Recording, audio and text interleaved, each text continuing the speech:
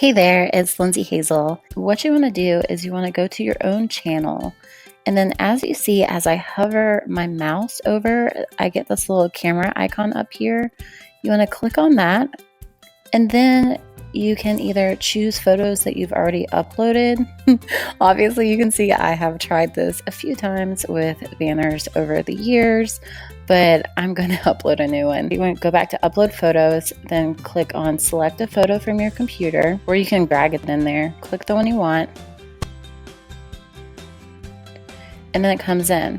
Now you'll see that it has it for desktop, TV, and mobile. You really don't have to worry about TV. I can't remember the last time seeing a whole channel banner on the TV, but you want to focus mainly on mobile and desktop.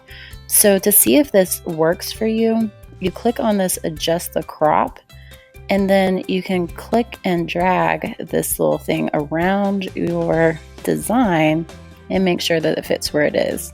Now, I finally got one that fit right, so I really don't have to adjust it much. I'm just gonna leave it like that and then hit select, and it's gonna save, and then it will be there.